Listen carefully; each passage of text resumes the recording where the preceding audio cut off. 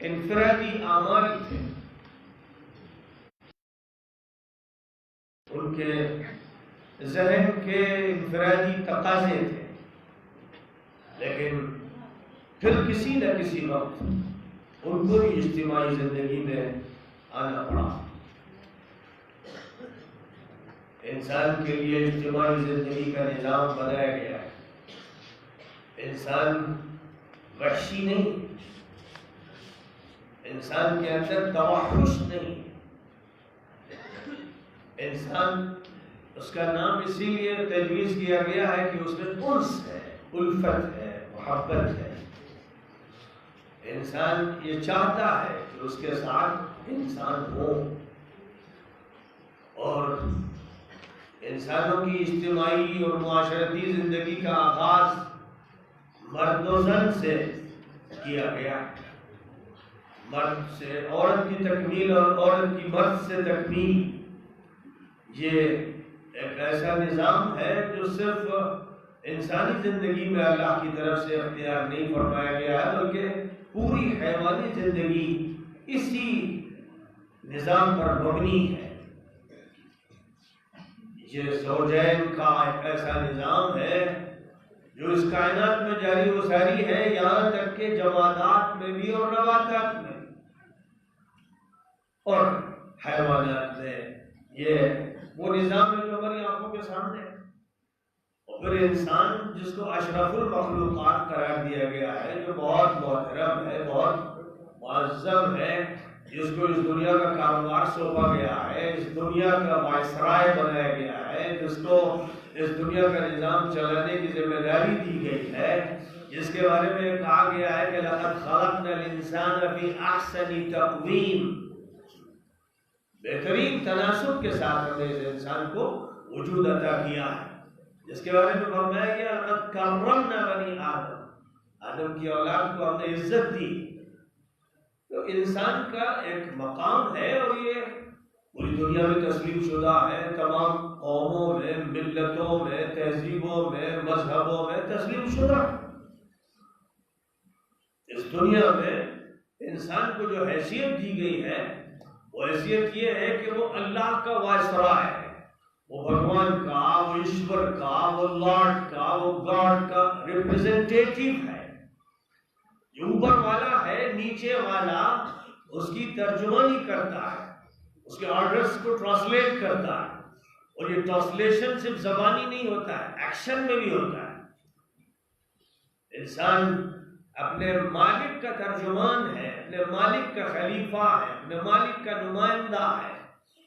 وہ مالک جس کا تذکرہ کنفیوشس نے کیا، زردشت نے کیا، رام نے کیا، کرشن نے کیا، جس کا تذکرہ حضرت ابراہیم نے کیا، جناب حضرت موسیٰ نے کیا، حضرت عیسیٰ نے کیا، اور پوری دنیا کے لیے، آخری دور کے لیے حضرت محمد مصطفیٰ صلی اللہ علیہ وسلم نے فرمایا۔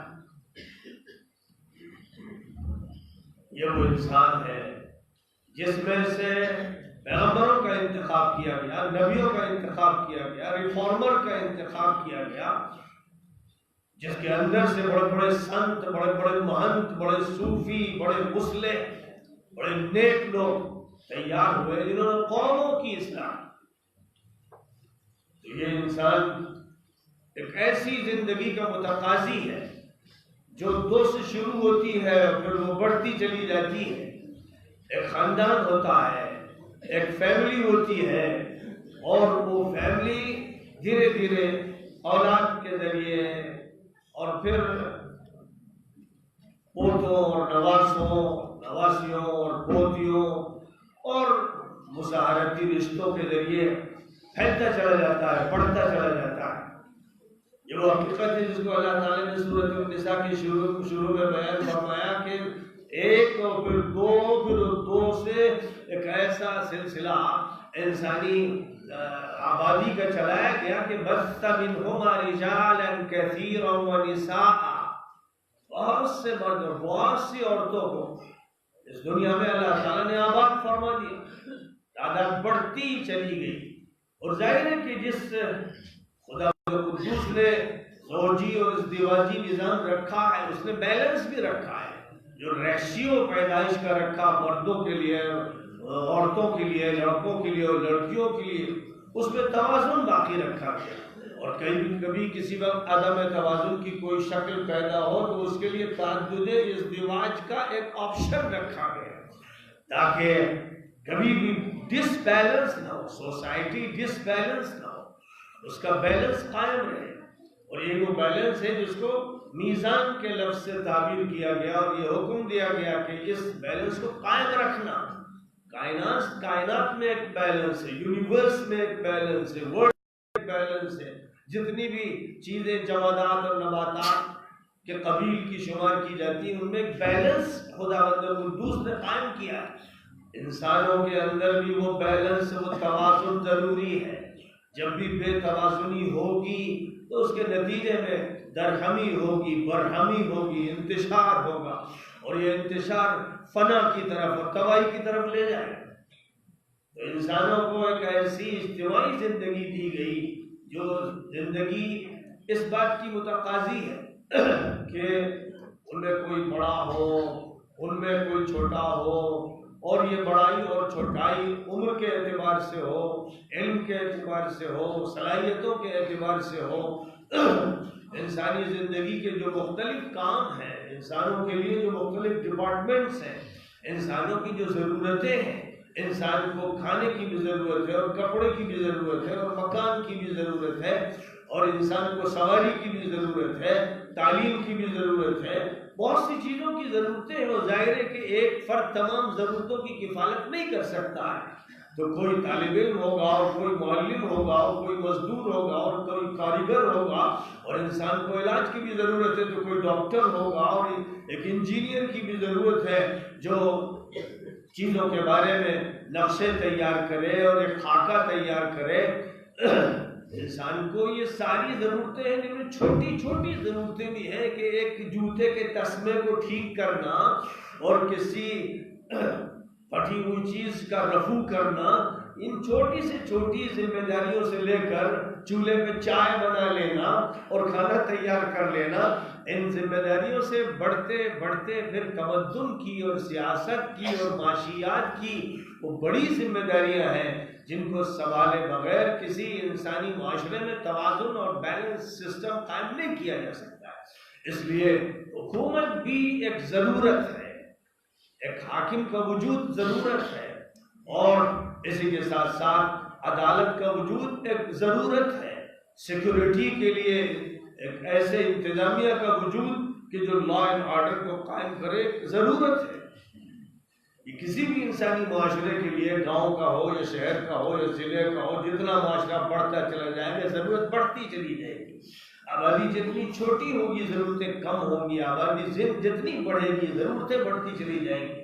اسی کا یہ نتیجہ ہوتا ہے کہ ایک دیہاتی زندگی سے ایک شہری زندگی کا تمدن وجود میں آتا چلا جاتا ہے، اور پھر شہری زندگی سے ضلعی تمدن، صوبائی تمدن، ملکی تمدن، اور پھر بین الممالکی تمدن۔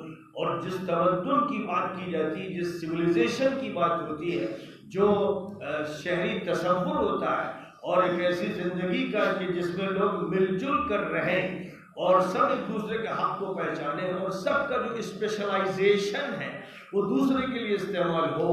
ایک درزی کپڑا سب کا سیے، اور ایک موچی سب کے لیے جوتوں کا اور چپلوں کو ٹھیک ٹھاک کرنے کا انتظام کرے، اور ایک طباخ کھانا پکائے اس کی فکر کرے، اور ایک رنگریز چیزوں کو رنگے، اور ایک ڈاکٹر علاج معالجہ کرے، اور اسی طرح جتنی بھی ضروریات ہیں وہ سب تعاون سے، کوآپریٹو سوسائٹی میں کوآپریشن سے پوری کی جائے۔ کیونکہ جب ہر ایک انسان ہر چیز کے اسپیشلسٹ نہیں ہو سکتا تو ضرورت اس کی ہے کہ مختلف اسپیشلسٹ ہوں۔ قرآن پاک میں اسی حقیقت کو بیان کیا گیا کہ نحن قسمنا بینہم معیشتہم فی الحیات الدنیا، ہم نے ان کی زندگی کو تقسیم کر دیا، ہم نے مختلف ڈپارٹمنٹس بنائے، مختلف اسپیشلائزیشنز رکھی، ہم نے الگ الگ صلاحیتوں کے لوگ رکھے ہیں۔ پھر یہ چاہا ہے کہ تعاونوا علی البر والتقوی، جو بھی اچھا کام ہو، جس میں بھی نیکی ہو، جس میں تقوی ہو، جس میں برائی سے، حرام سے، گناہ سے بچنے والی بات، اس میں کوآپریٹ کرو، ایک دوسرے کی مدد کرو، اور اس کوآپریشن کے نتیجے میں ایک صالح تمدن وجود میں آتا ہے، ایک شہری زندگی، قابل اعتبار شہری زندگی وجود میں آتی، اور شہری اور شہری زندگی سے مل کر ایک ملکی زندگی وجود میں آتی۔ تو انسانوں کی زندگی کا جہاں تک تعلق ہے، ان کے لیے اس بات کی ضرورت ہے کہ اگر ان کے درمیان کوئی جھگڑا پیش آ جائے تو کوئی نہ کوئی جج ہو جو فیصلہ کرے، اور ہر انسان چونکہ زبان نہیں رکھتا ہے اس لیے کوئی وکیل ہو جو جج کے سامنے اس کے مدعا کو پیش کر سکے۔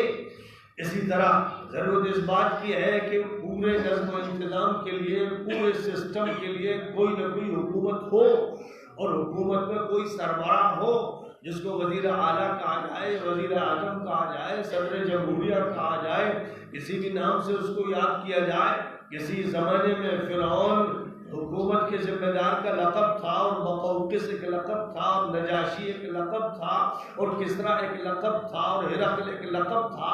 یہ القاب تھے، یعنی اس زمانے کی جو اصطلاحات چلتی تھی ان میں صدر جمہوریہ کے لیے یا وزیر اعظم کے لیے یہ اصطلاحات استعمال کی جاتی تھی، اور پھر دور بدلتے رہے۔ اب ظاہر ہے کہ ایک حکومت کا وجود اور ایک فرد جو سربراہ ہے وہ اکیلے کچھ نہیں کر سکتا ہے، اس کے پاس منسٹرز کی کونسل ہونی چاہیے، اس کے پاس وزراء ہونے چاہیے، کیونکہ بغیر وزیر کے، وزیر اس کو کہتے ہیں جو معاون ہوتا ہے، جو مددگار ہوتا ہے، تو بغیر مددگاروں کی حکومت نہیں چل سکتی، اس لیے وزراء کی کونسل بھی ہونی چاہیے۔ اور یہ وزراء کیا صرف سربراہ مملکت اختیار کر لے گا، چن لے گا، یا اس کے لیے کوئی الیکٹیو یا سلیکٹیو باڈی ہونی چاہیے، لوگ ہونے چاہیے کہ جو انتخاب کریں کون ہے جو وزیر ہونے کی صلاحیت رکھتا ہے، کون ہے جو سیکرٹری ہونے کی صلاحیت رکھتا ہے، اس کا کوئی سسٹم ہونا چاہیے۔ تو دنیا کی تاریخ یہ بتاتی ہے کہ انسانوں کی ان ضرورتوں کا استحصال کرتے ہوئے آمرانہ نظام انسانوں پر اکثر و بیشتر مسلط کیا گیا۔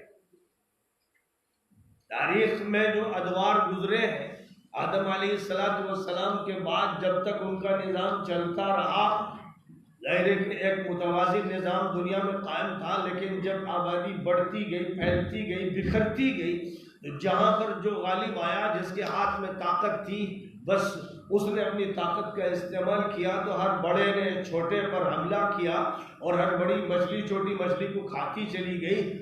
صورتحال یہ ہوتی گئی کہ لگتا تھا کہ یہ دنیا انسانی دنیا نہیں ہے، یہ جنگل ہے جہاں بھیڑیے ہیں، جہاں چیتے ہیں، جہاں درندے ہیں۔ دنیا میں زیادہ تر آمرانہ نظام رہا ہے، ڈکٹیٹرشپ رہی ہے۔ دنیا میں زیادہ تر نظام کو کبھی ایسا کیا گیا کہ مذہب کی خرافات سے مدد حاصل کر کے جو وقت کا سربراہ تھا اس کو ذل خداوندی اور ذل ہمایونی، کہ وہ خدا کا سایہ ہے اور اس کے اندر خدا کی خدائی ہے، یہی وہ تصور تھا جو فرعون کے یہاں تھا، نمرود کے یہاں تھا، اور دنیا کے بہت سے بادشاہوں نے اختیار کیا۔ اور یہ ایک ایسی ڈکٹیٹرشپ تھی جس کو تھیوکریسی کی شکل دی گئی، یعنی مذہبی حکومت ڈکٹیٹرشپ کے لیے۔ آمرانہ نظام میں یہ ایک عمل تھا جو کیا جاتا رہا، اور دنیا حکمرانوں کے ظلم سے کراہتی رہی۔ ہندوستان میں یہاں کے باشندے حکمرانوں کے ظلم سے سسکتے رہے، بلکتے رہے، تڑپتے رہے۔ ان کے حکمرانوں نے جب اپنی حکمرانی یہاں مسلط کی تو انہوں نے ایک ایسی کتابوں کا سہارا لیا اور ان کے ایسے مضامین کو پیش کیا کہ جن میں انسانوں کے مابین تفریق کی گئی تھی، ڈفرینشیشن، ڈسکریمنیشن۔ مذہب کو پہلے قائم کیا گیا ڈسکریمنیشن پر کہ یہ برہمن ہے، یہ وشنو ہے، یہ کھتری ہے اور یہ شودر ہے۔ انسانوں کو 4 طبقوں میں تقسیم کیا گیا، پھر چھوٹے چھوٹے طبقوں، برادریوں میں تقسیم کرتے کرتے 6000 برادریاں بنا دی۔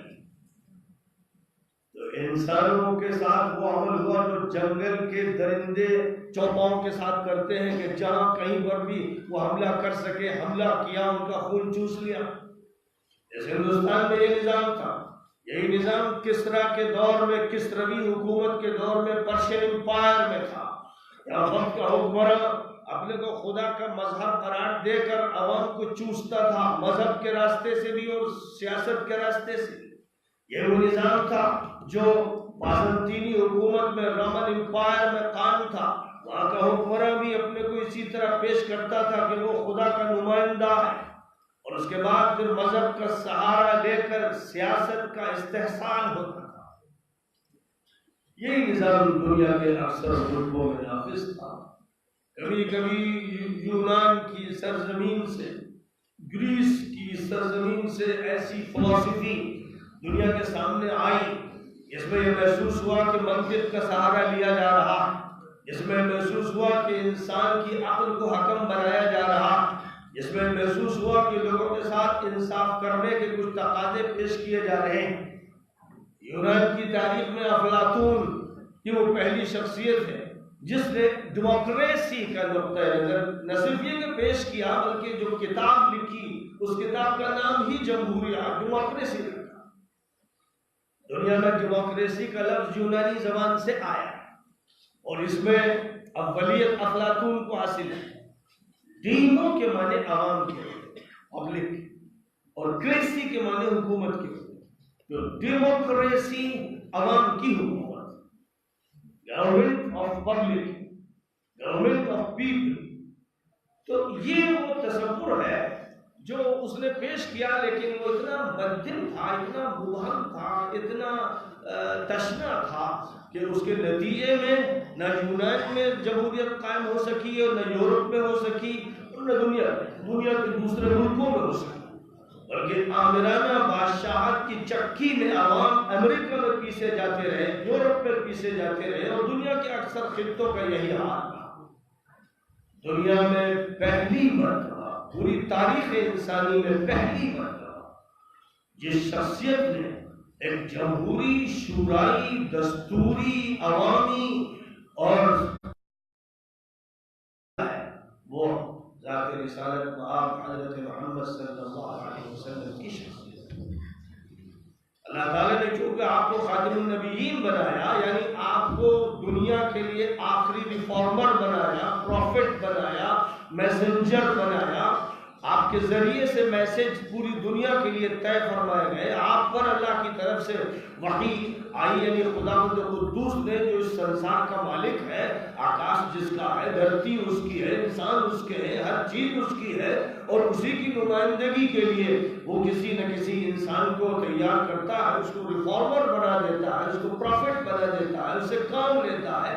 جو بھی انسان اس حیثیت سے اٹھتا ہے وہ اپنے ذاتی مفاد سے بلند ہوتا ہے، خاندانی مفادات سے بلند ہوتا ہے، اس کے مادی مفادات نہیں ہوتے ہیں، وہ اپنے مستقبل کو چمکانے و بنانے میں نہیں لگتا ہے، وہ سب کچھ قربان کرتا ہے اس لیے کہ عوام کو فلاح حاصل ہو، بہبود حاصل ہو، ترقی حاصل ہو، راحت حاصل ہو، آزادی حاصل ہو۔ محمد عربی علیہ السلام کو آخری نبی بنایا گیا صرف اس پہلو سے نہیں کہ آپ مقدس ہیں، آپ بہت معظم ہیں، آپ بہت مبارک ہیں، اس میں کوئی شک و شبہ نہیں، آپ سب سے زیادہ مبارک ہیں، سب سے زیادہ انسانوں میں مقدس ہیں، آپ سب سے زیادہ معظم ہیں، آپ سب سے زیادہ محترم ہیں۔ یہ ایک حق ہے، یہ تاریخی حقیقت ہے، یہ انسانی حقیقت ہے، یونیورسل حقیقت ہے، یہ ہے۔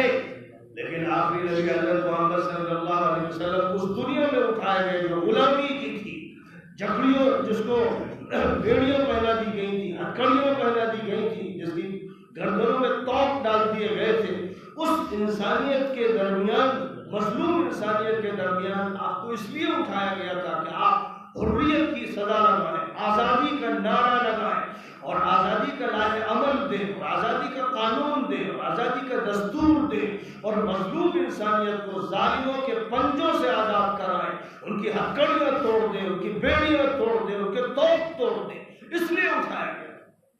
النبی الأمي الذي يجدونه مكتوبا عندهم في التوراة والإنجيل يأمرهم بالمعروف وينهاهم عن المنكر ويحل لهم الطيبات ويحرم عليهم الخبائث ويضع عنهم إصرهم والأغلال التي كانت عليهم۔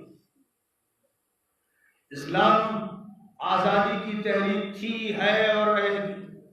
اسلام قید و بند کو توڑتا، اسلام ہتھکڑیوں کو، بیڑیوں کو توڑتا، اسلام توق و سلاسل کو بکھیر دیتا، اسلام غلاموں کو آزاد کراتا، اسلام عورتوں کو آزادی سے ہمکنار کرتا، اسلام بچوں کی معصومیت کا تحفظ کرتا، اسلام جوانوں کو بہادر بناتا، اسلام بوڑھوں کے بڑھاپے پر رحم کھاتا، اسلام دنیا سے جنت میں لے جاتا، اسلام دنیا کو بھی جنت بناتا، اور پھر اس دنیا میں جو جنت کا مزہ حاصل کرتے ہیں، جن کی روحانیت ترقی کرتی ہے، ان کو ہمیشہ ہمیشہ کی جنت عطا فرماتا۔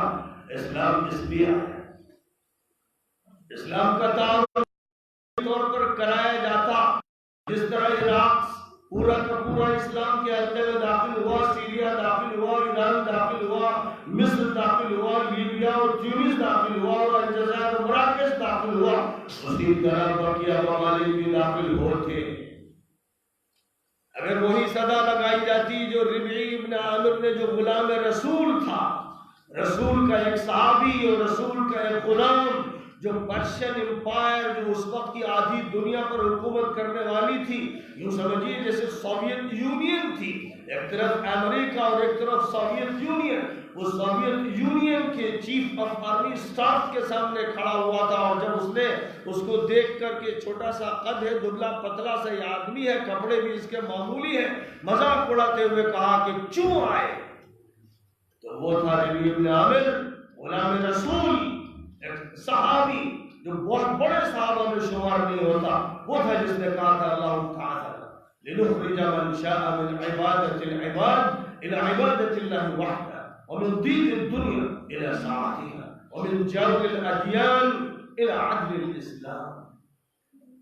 ہمیں اللہ نے بھیجا ہے، اللہ نے برپا کیا ہے، ہم کسی خاندان کے، کسی حلقے کے، کسی فرقے کے، کسی پارٹی کے نمائندہ نہیں ہیں، ہم ان چیزوں سے بلند ہیں، ہمارا تعلق اس مالک سے ہے، اس ایشور سے ہے، اس گاڈ سے ہے، اس لارڈ سے، اس اللہ سے، اس پوری اس کائنات کا پیدا کرنے والا ہے، اس نے ہمیں حکم دیا، اس کا آرڈر ہے، اس کے حکم کی بنیاد پر ہم اٹھے ہیں، اور اس لیے اٹھے ہیں کہ تمام انسانوں کو انسانوں کی غلامی سے آزاد کریں۔ انسان برابر، انسان اور انسان میں انسانیت کے نقطہ نظر سے فرق نہیں، فرق علم کے اعتبار سے، ہنر کے اعتبار سے، تقوی کے اعتبار سے، نیکی کے اعتبار سے، خدمت کے اعتبار سے ہو سکتا ہے، فرق رنگ کے اعتبار سے نہیں، قد کے اعتبار سے نہیں، نسل کے اعتبار سے نہیں، خاندان کے اعتبار سے نہیں، پیسے کے اعتبار سے نہیں۔ ہم یہ بتانے آئے، اے ایرانیوں، تمہیں یہ بتانے آئے، تم نے آدھی دنیا پر قبضہ کر رکھا، اور تم نے انسانوں کو غلام بنا رکھا، کاشتکاروں پر تم ظلم کرتے ہو، مزدوروں پر تم ظلم کرتے ہو، ملازموں پر تم ظلم کرتے ہو، عورتوں کو تم نے گروی بنا کے رکھ رکھا ہے، نوجوانوں کا استحصال کرتے ہو، بچوں پر تمہیں رحم نہیں ہے، تم ظالم حکمراں ہو۔ ہم تمہارے اس نظام کو ختم کرنے کے لیے اٹھے ہیں۔ ربعی ابن عامر یہ کہہ رہے تھے چیف آف آرمی سٹاف سے، جو پرشین امپائر کا چیف تھا، اسے یہ کہہ رہے تھے کہ ہم انسانوں کی غلامی سے انسانوں کو نکالنے آئے ہیں۔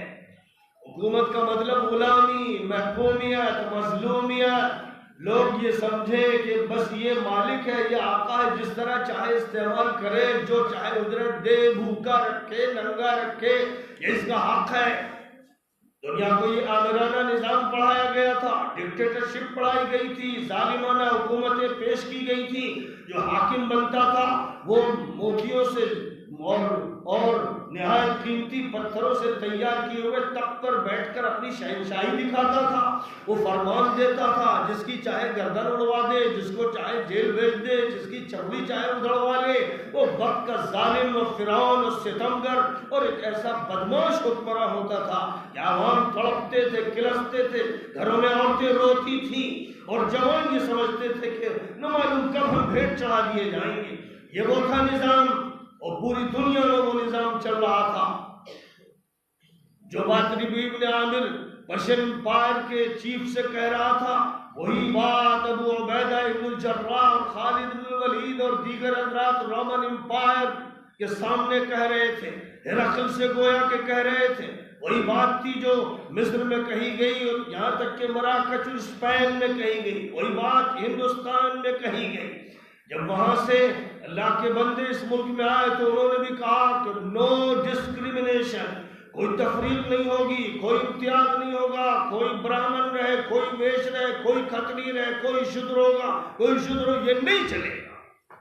سارے انسان برابر ہیں، ان کی ماں نے ان کو آزاد جنا ہے، کوئی کسی کو غلام نہیں بنا سکتا ہے۔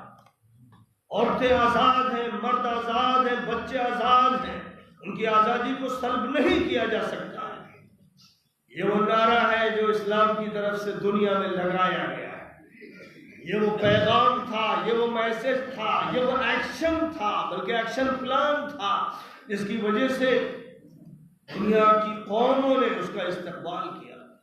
مظلوموں کو مدد مل گئی، کمزوروں کو طاقت مل گئی، بے حیثیتوں کو حیثیت مل گئی، چھوٹوں کو بڑا کر دیا گیا، لوگوں کو جیلوں سے آزاد کر دیا گیا، لوگوں کی ہتھکڑیاں توڑ دی گئیں۔ یہ وہ نظام تھا، یہ وہ انقلاب تھا جو محمد عربی نے برپا کیا صلی اللہ علیہ وسلم۔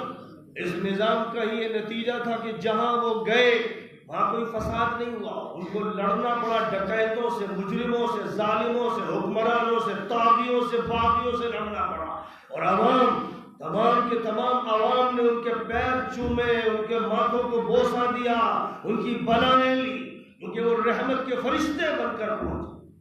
جن بدماشوں اور مجرموں نے، جن میں سر فہرست وہ لوگ ہیں جو صلیبی کہلاتے ہیں اور اورینٹلسٹ بن کر جو سامنے آئے، جنہوں نے یہ کہا کہ اسلام تلوار کے زور سے پھیلا یا طاقت سے پھیلا، وہ اتنے جھوٹے، ایسے فحاش، اتنے بدکار، اتنے بدماش ہیں کہ ان کی بات کی طرف توجہ دینے والے وہ طلبہ، وہ اساتذہ یونیورسٹیز میں ان کی بات کو قابل اعتبار سمجھتے ہیں، وہ خود اپنا اعتبار کھو دیتے ہیں۔ کوئی مذہب، کوئی نظریہ طاقت سے نہیں پھیلتا ہے۔ یہ بات دنیا میں ہمیشہ رہی ہے، آج بھی آپ دیکھ رہے ہیں کہ طاقت کا جو بھی استعمال کر رہا ہے، وہ سیریا میں کر رہا ہو یا عراق میں، ایجپٹ میں کر رہا ہو یا تیونس یا تونس میں، الجیریا میں کر رہا ہو یا لیبیا میں، یمن میں کر رہا ہو یا کہیں بھی، وہ طاقت کے ذریعے کسی کو ہم نوا نہیں بنا سکتا۔ اسی طرح اس ملک میں طاقت کے ذریعے لوگوں کو دبایا نہیں جا سکتا، ان کی آزادی سلب نہیں کی جا سکتی، ان کی حقوق نہیں مارے جا سکتے، اور اس ملک کے سسٹم کو ختم نہیں کیا جا سکتا۔ جو بات دل سے لگی ہے، دماغ میں بیٹھی ہے، جو لوگوں کا کانشسنس ہے، ان کا شعور ہے، ان کا احساس ہے، ان کا عقیدہ ہے، ان کا مذہب ہے، کوئی اسے چھین نہیں سکتا۔ اس کو کچلا جا سکتا ہے، ذبح کیا جا سکتا ہے، دبایا جا سکتا ہے، لیکن اس کو خریدا نہیں جا سکتا، یا لالچ دے کر لیا جا سکتا ہے، نہ ڈرا کے لیا جا سکتا۔ انسان وہ ہے، سمجھدار وہ ہے، شریف وہ ہے، صحیح حکمراں وہ ہے جو لوگوں کا احترام کرے، ان کی آزادی کا احترام کرے، جو تمام لوگوں کی قدر کرے، ان کو قابل اعتبار سمجھے اور ان کی ضرورتیں پوری کرے، جن کو یہ فکر ہو کہ کوئی ملک میں بھوکا نہ رہے، کوئی ننگا نہ رہے، کوئی پریشان حال نہ رہے، کوئی بے سہارا یتیم نہ رہے، کوئی بے سہارا بیوہ نہ رہے، کوئی انسان بھی ظلم کی چکی میں پس نہ رہا ہو۔ جو حکمران اس کی فکر کرے ایک ایک فرد کی، وہی شریف حکمران ہے۔ ظاہر ہے کہ اسلامی تاریخ میں نبی آخر الزماں صلی اللہ علیہ وسلم نے تو یہ نمونہ اپنے دور میں پیش کیا ہی، اور اس کے بعد حضرت ابوبکر صدیق اور حضرت عمر فاروق رضی اللہ تعالیٰ عنہما نے اور دیگر خلفائے راشدین نے وہ نمونہ پیش کیا کہ دنیا دیکھتی رہ گئی، دنیا دیکھتی رہ گئی۔ انہوں نے وہ زندگی گزاری جو کوئی فقیر سے فقیر انسان گزارتا ہے، جو کسی فقیر کی جو کٹیا ہو سکتی تھی اس طرح کی ان کی کٹیا تھی، اور کسی فقیر کے پاس ایک سالن یا صرف سرکے سے روٹی کھائی جا سکتی تھی، ان کے یہاں بھی بس ایک سالن سے یا کسی یا سرکے سے روٹی کھائی جا رہی تھی۔ وہ یہ سمجھتے تھے کہ جو سب سے کمزور انسان ہے میں اس کے ساتھ کھڑا رہوں گا، اور میری مملکت میں اگر ایک انسان بھی بھوکا ہے تو مجھے بھوکا رہنا ہے۔ یہ وہ نظام تھا جو ابوبکر و عمر نے پیش کیا۔ اسی کا یہ نتیجہ تھا کہ اس ملک کے مہاتما گاندھی جی نے یہ کہا اپنے ایک بیان میں، پوری صراحت کے ساتھ کہا، کھل کر کہا کہ رام اور کرشن ہمارے لیے آئیڈیل اور ماڈل نہیں ہو سکتے، اس لیے کہ وہ ہسٹوریکل پرسنالٹیز نہیں ہیں، ان کی تاریخ نہیں ہے، وہ تاریخ سے ماورا، تاریخ سے ماورا لوگ ہیں، یعنی 4000 سال کی تاریخ عام طور پر دنیا کی ہے محفوظ، اس سے پیچھے کی تاریخ محفوظ نہیں، اس کی دستاویزی حیثیت نہیں۔ انہوں نے کہا کہ اگر حکومت کے لیے کوئی آئیڈیل بن سکتا ہے تو ابو بکر عمر ہے، یہ گاندھی جی کا بیان ہے، اور اس میں کوئی شک نہیں کہ یہ گاندھی جی کی سچائی ہے۔ اس مسئلے میں انہوں نے سچائی کے ساتھ ایک بات کا اعتراف کیا کہ دنیا کی پوری تاریخ میں نبی آخر الزمان صلی اللہ علیہ وسلم کے بعد جو مثال خلفائے راشدین نے اور خاص طور پر ابو بکر و عمر نے پیش کی ہے، جس سادگی کی زندگی گزاری ہے اور مادیات سے بلند ہو کر جس طرح عوام کی فلاح و بہبود کا کام کیا ہے، اس کی کوئی نظیر دنیا کی تاریخ میں نہیں۔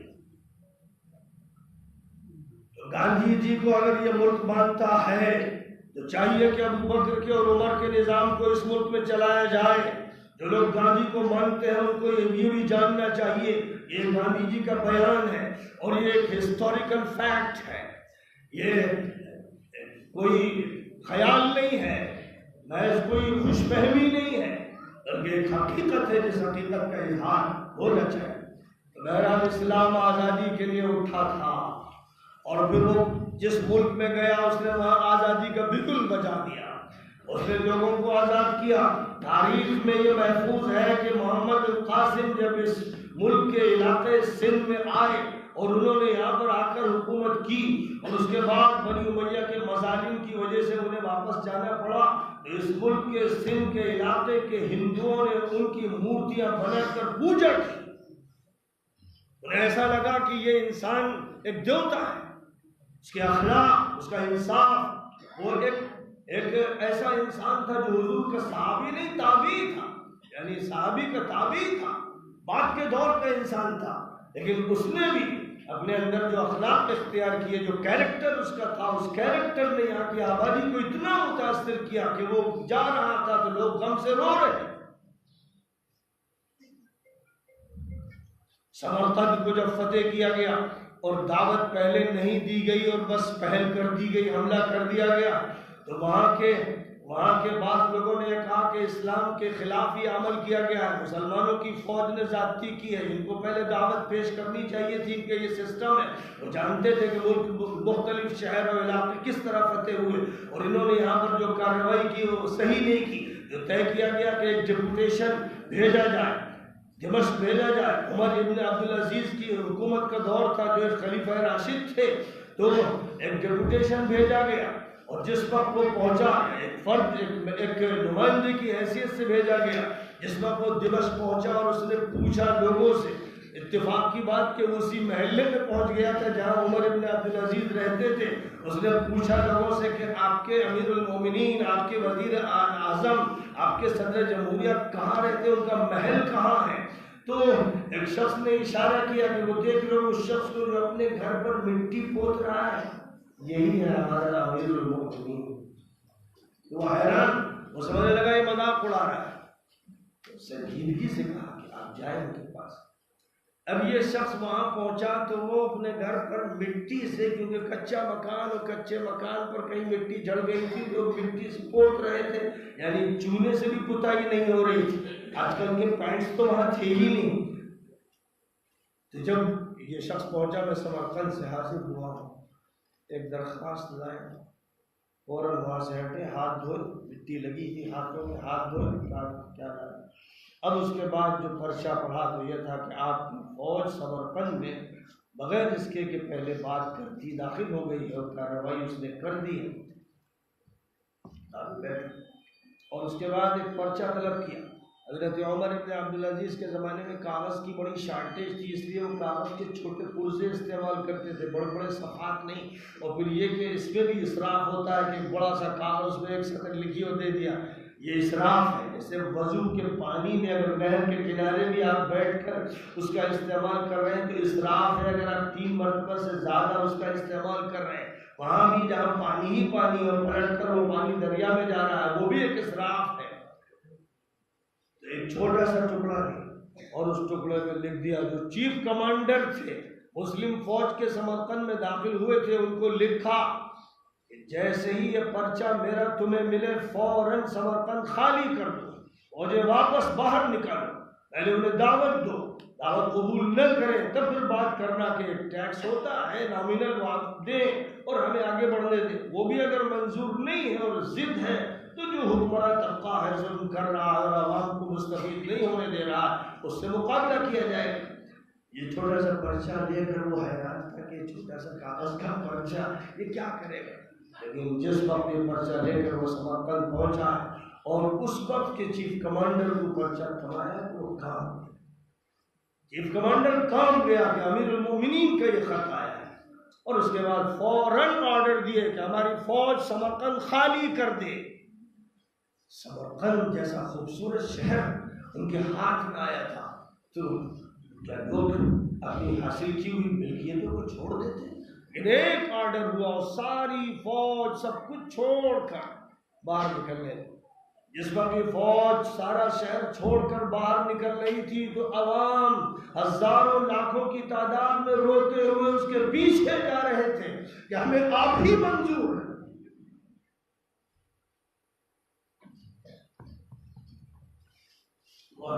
لکھا کہ یہ فوج شہر سے باہر ہوئی اور عوام کی بھیڑ شہر کے دروازے پر کھڑے ہو کر ان سے درخواست کر رہی تھی کہ آپ واپس آئیے، ہم مسلمان ہوتے ہیں۔ پورا شہر ایک وقت میں حلقہ اسلام میں داخل ہو۔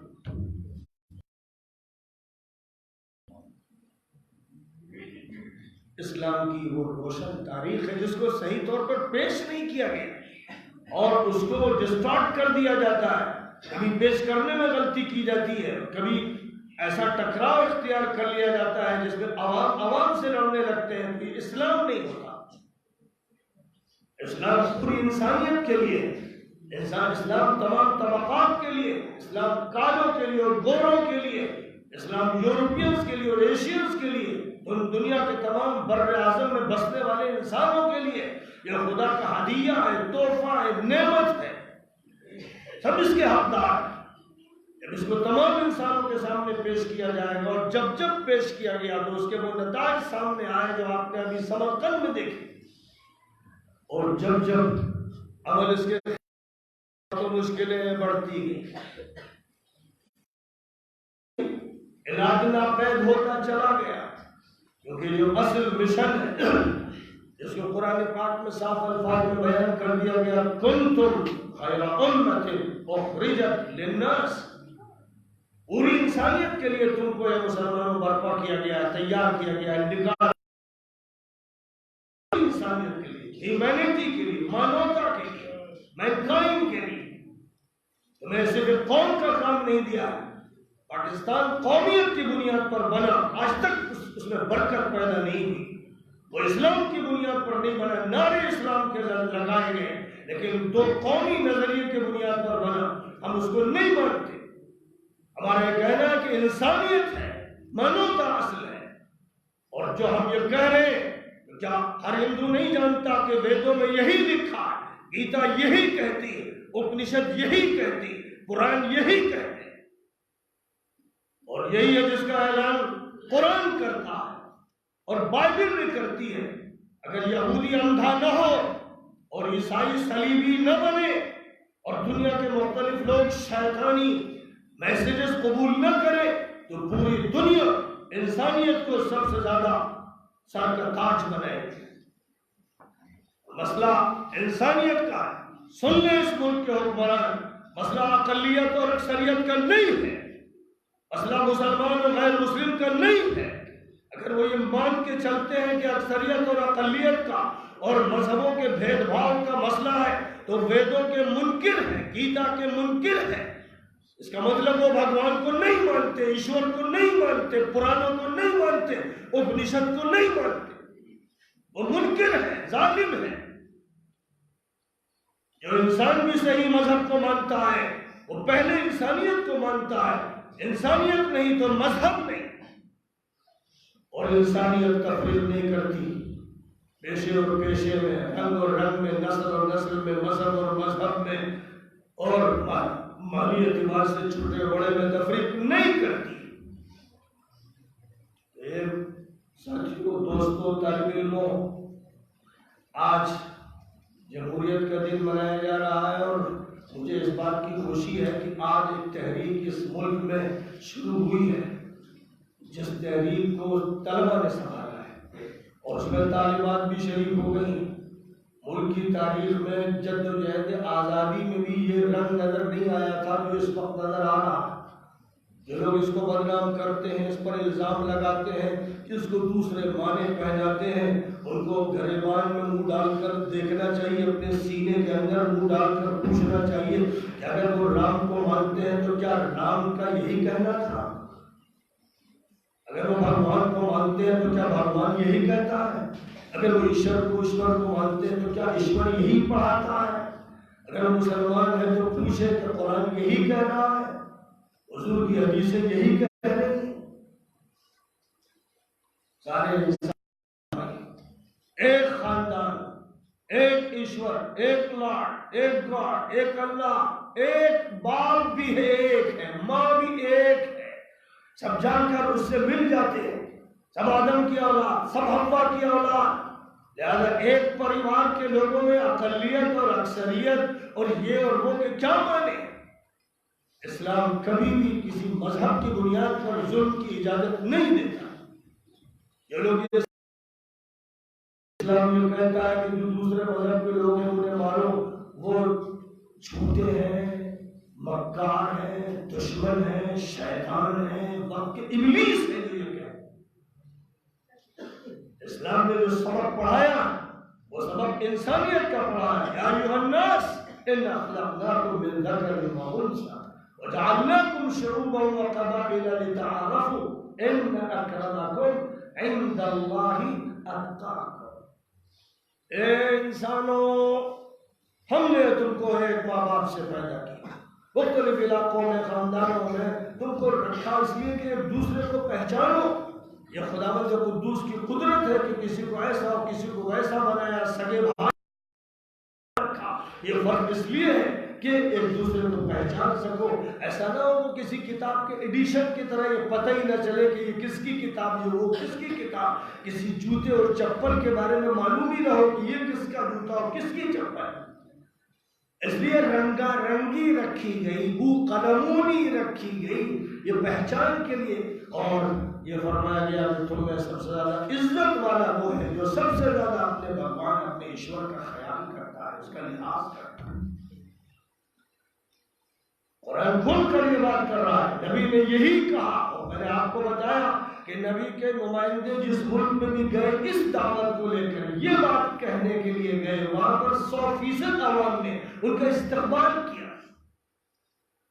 آج بھی اس ملک کو اسی کی ضرورت ہے. یہ ملک پیاسا ہے انسانیت کا، یہ ملک بھوکا ہے انسانیت کا، یہ ملک ننگا ہے انسانیت کا. پیرہن چھین لیا گیا. اس ملک کو مختلف الفاظ کے ذریعے، جن میں ایک لفظ ڈیموکریسی بھی ہے، ڈیموکریسی کے یہ معنی چلا دیے گئے کہ 51% کو 49 پر ہر حق حاصل ہے. جن کو 51 ووٹ مل گئے وہ جیت گئے، جو 49 کی تعداد میں رہے وہ ہار گئے. انسانوں کو 2 حصوں میں تقسیم کر دیا گیا. اب ایک حزب حاکم بن گئی اور ایک حزب مخالف بن گئی. 2 پارٹیاں بن گئی، 2 گروہ بن گئے، 2 حلقے بن گئے. ایک کا کام یہ ہے کہ وہ حکمرانی کرے، دوسرے کا کام یہ ہے کہ مجبوراً اس کو محکوم بنایا جائے. یہ سسٹم صحیح نہیں. ڈیموکریسی میں پبلک کی گورنمنٹ ہوتی ہے. پبلک میں چھوٹا اور بڑا، اقلیت اور اکثریت کی کوئی معنی نہیں. میں نے مودی جی کو داد دی جب ان کی پہلی تقریر لال قلعے پر ہوئی 2014 سے. جب ان کو کامیابی ہوئی تو میں نے ایک لیٹر لکھ کر ان کو مخاطب کرتے ہوئے کہا کہ میں نے آپ کی تقریر بہت توجہ سے سنی، بڑی مانوتا والی تقریر ہے، بڑی انصاف والی تقریر ہے. آپ کہتے ہیں کہ 130 کروڑ سب ہمارے ہیں، ہم ان کے ہیں. آپ کہتے ہیں کہ سب کا وکاس اور سب کا وشواس ہمیں چاہیے، سب کا ساتھ چاہیے، سب کا وکاس چاہیے، سب کا وشواس چاہیے. یعنی کوئی فرق نہیں ہوگا. سب کا ساتھ کا مطلب یہ ہوگا کہ آپ بڑے ہو گئے دوسرے چھوٹے ہو گئے، یہ نہیں ہوگا. سب ساتھی ہوں گے. ساتھ ہونے کا یہ مطلب ہوا. اور پھر سب کی ترقی ہوگی. ترقی کسی ایک طبقے کو نہیں دی جائے گی. ترقی کا مزہ صرف وزیر نہیں لوٹے گا. ترقی کا مزہ صرف سیکریٹریٹ کے لوگوں کو حاصل نہیں ہوگا. جن کے ہاتھ میں اقتدار ہوگا وہ دولت پر قابض نہیں بن جائیں گے، وہ سروینٹ ہوں گے، وہ خادم ہوں گے. اور یہ کہ پھر سب کا وشواس، سب کو اطمینان ہو، اعتماد ہو کہ جو قدم اٹھایا جا رہا ہے صحیح ہے. اس پر اطمینان جب تک نہ ہو، کسی ایک طبقے کو، 1% لوگوں کو بھی اگر اطمینان نہ ہو تو پھر تو حکومت قابل اعتبار نہیں. تمام انسانوں کے ساتھ انصاف ہونا چاہیے، تمام انسانوں کی انسانیت کو محفوظ رکھنا چاہیے. اور یہ بات اگر صرف جذبات کی ہوتی، یہ بات صرف شعور اور احساس کی ہوتی، یہ بات صرف اخلاقی مطالبات کی ہوتی تو کہا جا سکتا تھا کہ سب اس کے پابند نہیں. لیکن بھارت کا یہ آئین میرے پاس، یہ بھارت کا آئین ہے جس میں انگلش میں اس کا جو اصل ٹیکسٹ ہے وہ بھی موجود ہے، اس کا جو مستند ہندی ترجمہ ہے وہ بھی موجود ہے، اور اسی کے ساتھ ساتھ اس آئین کا جو اردو ترجمہ، معتبر ترین ترجمہ کیا گیا ہے وہ بھی موجود. تو اس اعتبار سے انگریزی، ہندی اور اردو کے متون کے ساتھ یہ بھارت کے آئین پر کتاب لکھی گئی ہے، جس میں پہلے ایک جائزہ لیا گیا ہے کہ اس ملک میں جب تک مسلمان حکمرانی کرتے رہے. ابھی آپ نے اس فلم میں دیکھا کہ انگریزوں سے پہلے کا جو ہندوستان تھا وہ مالا مال تھا، اس میں اخلاق تھے، اس میں بھائی چارہ تھا، اس میں محبتیں تھیں، اس میں ایک دوسرے کا خیال تھا، اس میں یہ ملک سونا اگل رہا تھا اور یہ سونے کی چڑیا صحیح معنی میں تھا. اس کے کھیت لہلہا رہے تھے، اس کے کارخانے ہر وقت آباد رہتے تھے. اور انگریز آئے تو نحوست آئی، لعنت آئی، مصیبت آئی. ڈیوائڈ اینڈ رول کی وہ پالیسی شیطانی اور ابلیسی پالیسی آئی جس پالیسی نے اس ملک کو ننگا کر دیا، بچا کر دیا، لوٹ لیا. 1803 سے جب شاہ عبدالعزیز نے فتویٰ دیا تھا کہ یہ ملک اب جنگ کا ملک بن گیا، یہ لٹیرے باہر سے آ کر اس ملک کی دولت لوٹ رہے، عزت لوٹ رہے، جانوں پر حملے کر رہے، لوگوں کو سن آیا.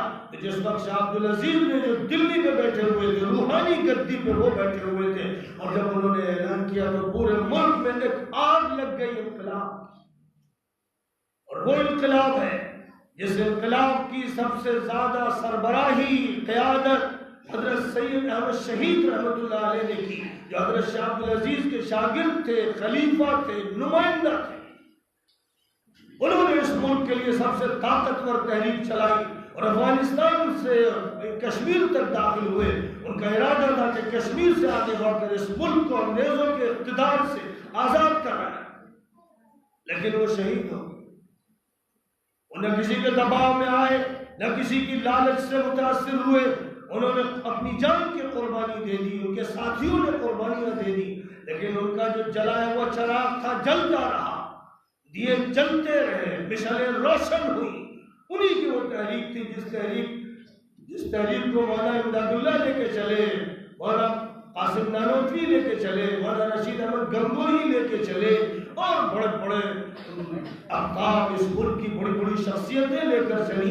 یہی وہ تحریک تھی جس کو شیخ الہند مولانا محمود حسن دیوبندی نے عالمی تحریک بنا دیا، جن کے نمائندے کابل پہنچے، ماسکو پہنچے، برلن پہنچے، حجاز پہنچے، استنبول پہنچے، جنہوں نے انگریزوں سے مقابلے کے لیے عالمی قیادتوں کو جمع کرنے کی کوشش کی، لیکن اپنے دھوکے بازوں نے، منافقوں نے ان کے خلاف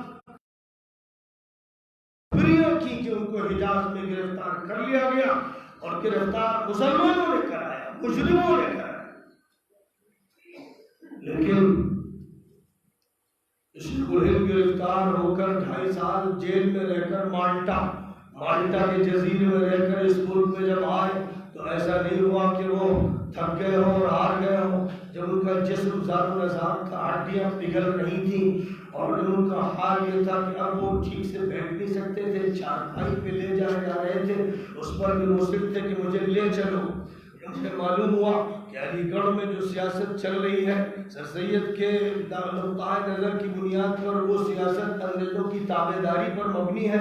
جو فیصلہ کیا گیا، فیصلہ کیا مولانا محمد علی جوہر نے، فیصلہ کیا شیخ الہند نے، فیصلہ کیا اس وقت کے بڑے بڑے اقطاب نے، جن میں ڈاکٹر اجمل بھی تھے، ڈاکٹر مختار بھی تھے، اور بہت سی شخصیات تھیں جنہوں نے فیصلہ کیا کہ علی گڑھ میں ہوتے ہوئے ہم کو ایک ایسی ملی یونیورسٹی بنانی ہے جو ملت کی نمائندہ ہو، قوم کی نمائندہ ہو، ہندوؤں اور مسلمانوں کی جدوجہد کی نمائندہ ہو. لہذا جامعہ ملیہ اسلامیہ کو علی گڑھ میں قائم کیا گیا. پھر اس کے لیے دلی میں جگہ دیکھی گئی، جو جگہ فراہم ہوئی تو وہ یونیورسٹی وہاں منتقل کی گئی. جامعہ ملیہ اسلامیہ کا جہاں تک تعلق ہے، یہ اس ملک کی تحریک آزادی کا بچہ ہے. یہ اس ملک کی تحریک آزادی کے بطن سے پیدا ہونے والا ادارہ ہے. یہ وہ ادارہ ہے جس کی خمیر میں آزادی ڈالی گئی ہے. یہ وہ ادارہ ہے جس کا وجود، جس کا درخت جس بیج سے اٹھا ہے، وہ بیج حضرت سید احمد شہید کی تحریک کا ہے، اور جو تحریک مولانا شیخ الہند تک پہنچی اور اس ملک کے تمام بڑے اور اساتید تک پہنچی. اس لیے آج اگر جامعہ ملیہ کی طرف سے پھر یہ کوشش کی جا رہی ہے کہ کوئی ظلم نہ ہو اور دستور کا لحاظ رکھا جائے، کوئی ذاتی نہ ہو، تمام اور اس لڑکیاں سب لے کر اٹھے ہیں، تو یہ بہت خوش آمد ہے، بڑی اچھی علامت ہے. میں ان سے یہ کہوں گا کہ صرف یہ تحریک ایسی نہ ہو جو بکھر جائے، اس کے اندر سے ایسے صالح نوجوان تیار ہونے چاہیے. علی گڑھ سے بھی، جامعہ ملیہ سے بھی، اور دیوبند کو بھی للکارتا ہوں کہ دیوبند ہی سب سے بڑا محافظ تھا سید احمد شہید کی تحریک کا، شیخ الہند کی تحریک کا، قاسم نانوتوی کی تحریک کا. اس سے بھی کہتا ہوں اور ندوے سے بھی کہتا ہوں، جس کو مولانا مونگیری نے اسی لیے قائم کیا تھا کہ دیوبند اور علی گڑھ کے بیچ میں پل تعمیر کر دیا جائے. امت کو جس طرح بکھیر دیا گیا، اس بکھراؤ کو ختم کر کے شیرازہ بندی کی جائے. مولانا مونگیری نے جو کام کیا تھا اور اس تحریک نے جس طرح ملت کو جوڑا تھا، سب سے کہتا ہوں کہ اپنے نوجوانوں کو سیکنڈ لائن تیار کر کے میدان میں اتار دو. اگر یہ نہیں کرو گے تو میں کہہ رہا ہوں، ڈرتے ہوئے کہہ رہا ہوں کہ تمہاری یہ وقتی تحریک بکھر جائے گی. پیچھے مڑ کے دیکھو گے تو تمہیں کوئی نقش نظر نہیں آئے گا. اس لیے اس ملک میں جوان قیادت کی ضرورت ہے. اپنے بوڑھوں سے، بزرگوں سے دعائیں لو، مشورے لو، ان کا احترام کرو، لیکن اس کا انتظار مت کرو کہ وہ آگے بڑھ کر میدانی قیادت کریں گے. میدانی قیادت کے لیے جوانوں کی ضرورت ہے، شباب کی ضرورت ہے. حضور پاک علیہ الصلوۃ والسلام کی مدد بھی جوانوں نے کی، اس لیے آج اس کی ضرورت ہے. اور یہ صدا میں چاہتا تھا کہ دلی پہنچ کر بھی لگاؤں، علی گڑھ پہنچ کر بھی لگاؤں، لیکن اس کی نوبت نہیں آ سکی. لیکن آج جو میں بات کر رہا ہوں یہ پوری دنیا میں پہنچ رہی ہے، پورے ملک میں پہنچ رہی ہے، اور ظاہر ہے کہ حکام تک بھی پہنچ رہی ہے، محکوم تک بھی پہنچ رہی ہے. میں ہندوؤں سے کہتا ہوں کہ گیتا پڑھو اور ویدیں پڑھو، اور جو تمہارے یہاں اچھے اور نیک لوگ رہے ان کو پڑھو. میں ان سے کہتا ہوں کہ رام زندگی سے سبق لو، جو ان کے سبق بتاتے ہو، جو شخصیت کا تذکرہ کرتے ہو، اس شخصیت کو اختیار کرو. مسلمانوں سے کہتا ہوں کہ قرآن و سنت کو سامنے رکھو. پھر حضور پاک علیہ الصلوۃ والسلام کی نمائندگی کرنے والے وہ صحابہ اعظام جنہوں نے ملکوں کے دماغوں کو، دلوں کو فتح کیا، صرف ان کے جسموں کو نہیں، ان کو یاد رکھو. ہوتے ہوتے اپنے اس ملک کی تحریکوں کو یاد رکھو. آخری دور تک کہاں تک بات پہنچی اس کو یاد رکھو. ان تمام چیزوں کی تاریخ بڑی طویل ہے اور میں اس پوری تفصیل میں ظاہر ہے کہ جانا نہیں چاہتا ہوں کہ آپ کو یہ بتا دوں کہ اس ملک میں جو تحریک 1803 میں چلائی گئی وہ 1857 تک پہنچی، اور بہادر شاہ ظفر کی قیادت میں ہندوؤں نے، مسلمانوں نے اور تمام مذاہب کے لوگوں نے انگریزوں سے مقابلہ کیا، جان دے دی، اور بہادر شاہ ظفر گرفتار کر لیے گئے. ان کے خاندان کے افراد کو قتل کر دیا گیا. لال قلعہ خون سے بھرا ہوا تھا اور جس کو گرفتار کیا گیا بہادر شاہ ظفر کو رنگون بھیج دیا گیا. مظالم ایسے کیے گئے کہ مورخین لکھتے ہیں کہ دلی سے لے کر مراد آباد تک ہر درخت پر کسی ملا کی کسی حافظ کی لاش لٹک رہی تھی، اور دلی کا جو حال تھا کہ لاکھوں انسانوں کے قتلے کر دیے گئے تھے، لاشوں کے پشتے لگے ہوئے تھے، ہر طرف خون، ہر طرف بدنوں کے جسم پڑے ہوئے تھے۔ یہ صرف ایک شہر میں نہیں ہوا تھا، پورے ملک میں اور خاص طور پر شمالی علاقے میں ہوا، اور پنجاب میں ہوا، اور آسام میں ہوا، اور کہاں ہوا۔ اس ملک میں کیسے کر ہوئی یہ آزادی جو حاصل کی گئی، خون کی ندیوں سے اور لاشوں پر حاصل کی گئی۔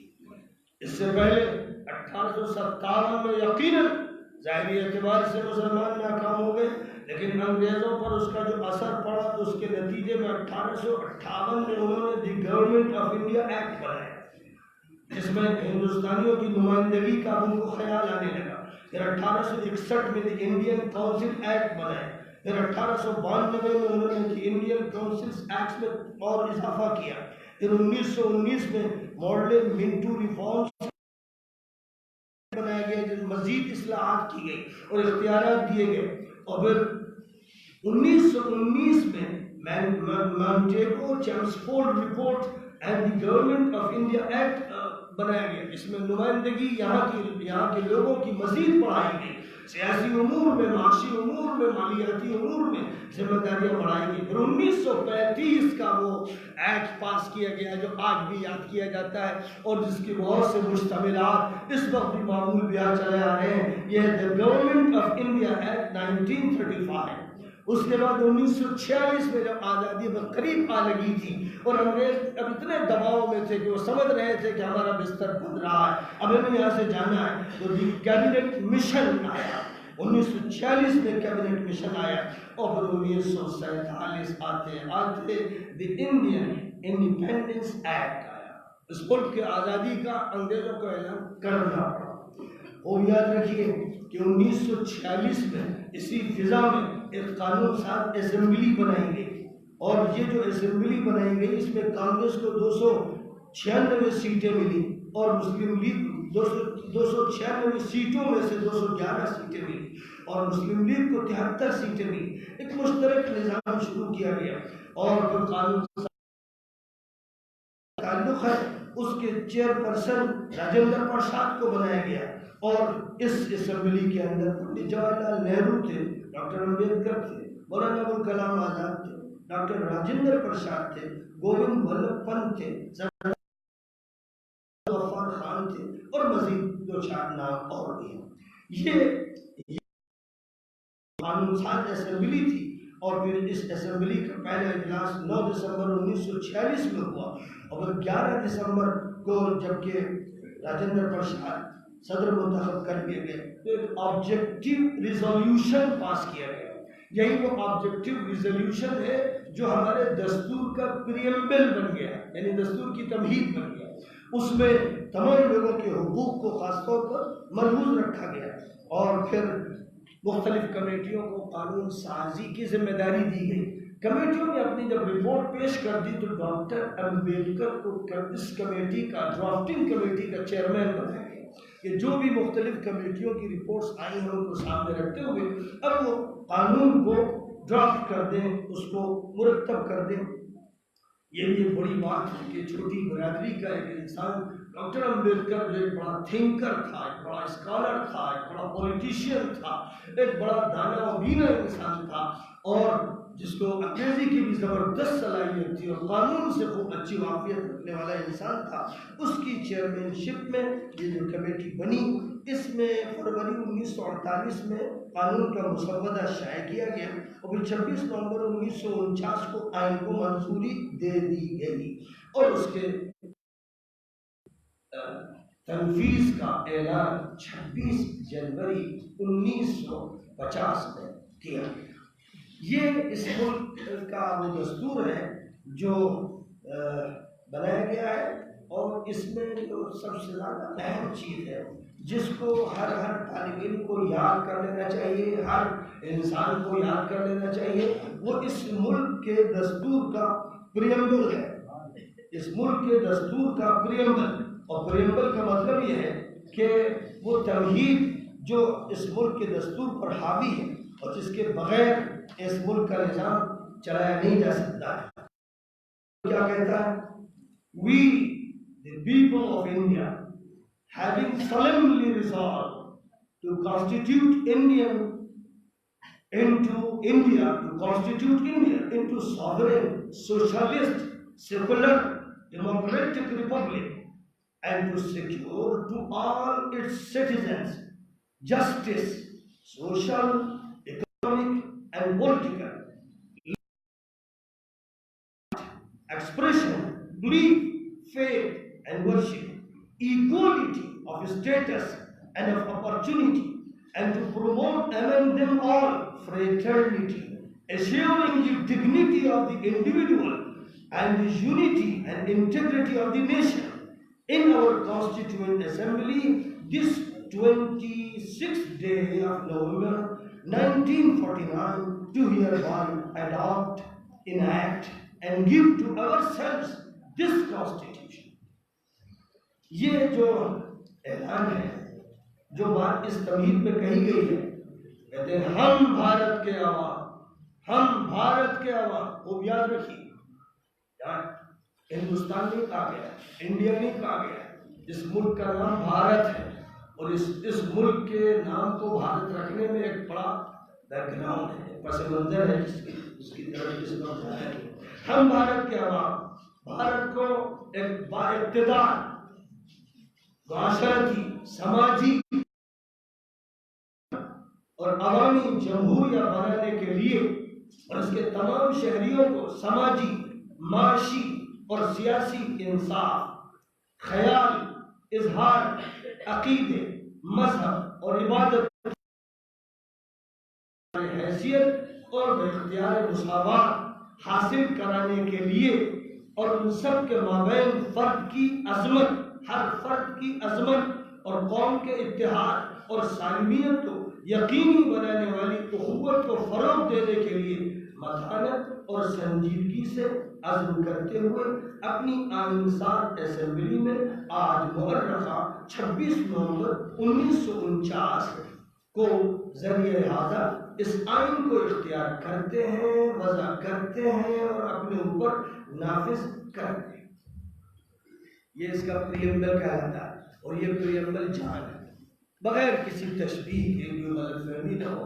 قرآن پاک کی جان سورۃ الفاتحہ ہے، اس کا مقدمہ ایسی چھوٹا سا مقدمہ اور تمہید پورے قانون کی روح اپنے اندر رکھتی ہے۔ لہٰذا اس تمہید میں جو کچھ کہا گیا ہے، جو اعلانات کیے گئے ہیں، ان سے ہٹ کر کوئی عمل بھی غیر قانونی ہے، غیر دستوری ہے۔ یہاں کوئی امتیاز نہیں ہو سکتا، کسی فرد کی عزت پر ہاتھ نہیں ڈالا جا سکتا، کسی جان کو کسی اذیت کا شکار نہیں کیا جا سکتا، یہاں قوم کی سالمیت پر کوئی سالمیت کو نقصان نہیں پہنچایا جا سکتا، یہاں ان کے اتحاد کو ہر حال میں برقرار رکھنا ہے، یہاں ان کو مذہب کی آزادی ہے، خیال کی آزادی ہے، تقریر کی آزادی ہے، انجمن سازی کی آزادی ہے۔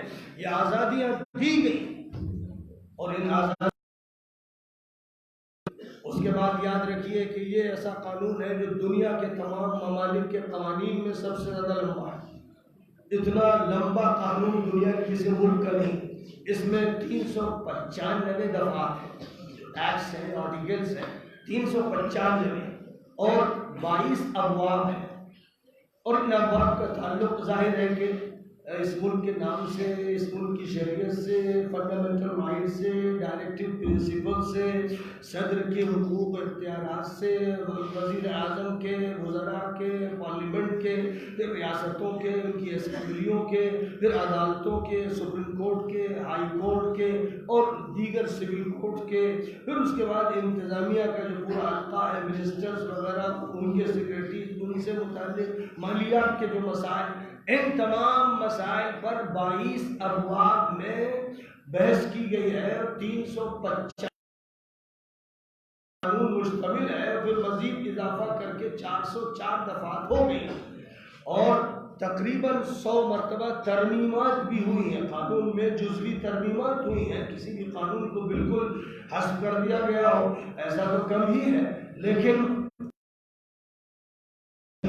ہوتی ہیں وہ توضیحات کی گئی ہیں، اور یہ بات چونکہ بڑی بنیادی ہے کہ جو حقوق اس قانون کے اندر ہمیں دیے گئے ہیں، جن کا تعلق اس ملک کے نام اور شہریت کے 2 ابواب کے بعد تیسرے باب سے ہے، وہ باب اس ملک کے لیے اور اس قانون کے لیے سب سے زیادہ اہمیت رکھتا ہے، اور اس باب کا تعلق ہے فنڈامنٹل رائٹس سے۔ فنڈامنٹل رائٹس یہ جو ہے سب سے بنیادی قانون ہے، اور اس قانون کو کسی حالت میں بھی فراموش نہیں کیا جا سکتا ہے۔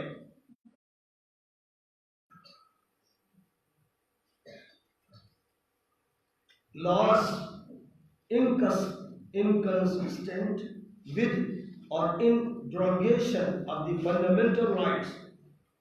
All laws enforced in the territory of India immediately before the commencement of this constitution, insofar as they are inconsistent with the provisions of this part, shall, to the extent of such inconsistency, be void. اور مزید پھر اس کے کچھ توضیحات ہیں جو اس بنیادی عنوان کے بعد ذکر کی گئی ہیں۔ پھر اس میں جو حقوق دیے گئے ہیں وہ دفعہ 12 سے شروع ہوتے ہیں، دفعہ 12 سے دفعہ 35 تک یہ حقوق متعلق ہے۔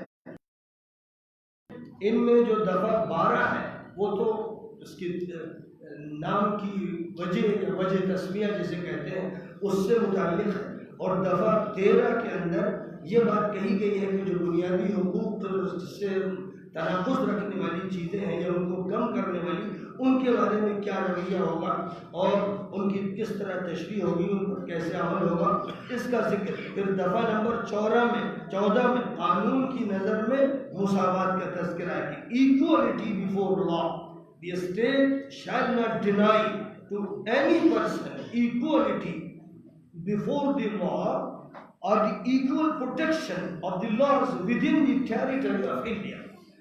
ہندوستان کے اس پورے ملک کے اندر کوئی فرق، جھگی جھوپڑی میں رہنے والا غریب، رکشہ چلانے والا مزدور، ٹھیلا چلانے والا انسان، اس کی آزادی کی ضمانت دی گئی، اس کا ایکسپلائٹیشن نہیں کیا جا سکتا، اور وہ مساوی ہے۔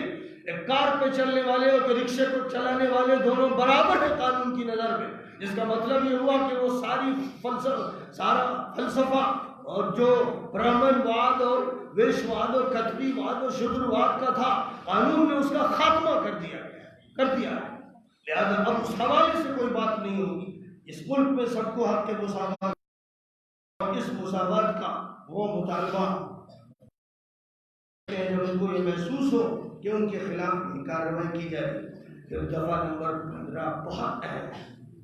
دفعہ نمبر 15 ملک کے ہر شہری کو یاد رکھنی چاہیے اور اسی کے مطابق عمل کرنا چاہیے، مطالبہ کرنا چاہیے۔ Prohibition of discrimination on grounds of religion, race, caste, sex or place of birth. مذہب، نسل، ذات یا جنس یا مقام پیدائش کی بنیاد پر امتیاز کی ممانعت، ڈسکریمنیشن کی، فرق کی ممانعت کی۔ اس کا یہ مذہب، اس کا وہ مذہب، اس کی یہ ذات، اس کی وہ ذات، اور یہ فلاں علاقے کا، وہ فلاں علاقے کا، اس بنیاد پر کوئی تفریق نہیں ہے، کیونکہ سارے لوگ برابر۔ حق کے مساوات جب دیا گیا تو اس حق کے مساوات کے ذریعے سے مذہب کو آزادی دی گئی اور برادری واد کا خاتمہ کر دیا گیا۔ اب انسانیت کا نظام چلے گا، مانوتا چلے گی۔ تو جب ہمارے یہ قانون اور اس کے فنڈامنٹل رائٹس انسان کو اصل قرار دے رہے ہیں اور اس کی عظمت اور اس کی حیثیت کو قانونی حیثیت دے رہے ہیں، تو اس کی خلاف ورزی کا کوئی سوال نہیں۔ نمبر 16 میں یہ بات کہی گئی ہے کہ ساری مواقع میں کوئی امتیاز نہیں برتا جائے گا، ملازمتیں یکسانیت کے ساتھ ملے گی۔ اس کا مطلب یہ ہوا کہ آبادی کی جو شرح ہوگی، اس آبادی کی شرح کے اعتبار سے ملازمتیں ہوں گی۔ مثلا مسلمانوں کی اگر 20%، 25% یا شرح ہے یا وہ کچھ کم مانتے ہیں تو اس شرح سے ان کی ملازمتیں ہوں۔ اگر اس شرح سے ان کی ملازمتیں نہیں ہیں تو یہ آ گیا equality of opportunity in matters of public employment. Public employment, یہ عام جو ملازمتیں ہیں ان ملازمتوں میں یکسانیت رہے گی، کوئی بھید بھاؤ نہیں کیا جائے گا۔ اس کے بعد آئیے صاحب، یہ دفعہ 16 ہو گئی۔ دفعہ 16 کے بعد دفعہ 17، اس کا تعلق اس سے ہے کہ خطابات جو دیے جاتے تھے انگریزوں کے دور میں ان کا خاتمہ کیا جائے، اس سے ہم لوگوں کا کوئی تعلق نہیں ہے۔ پھر دفعہ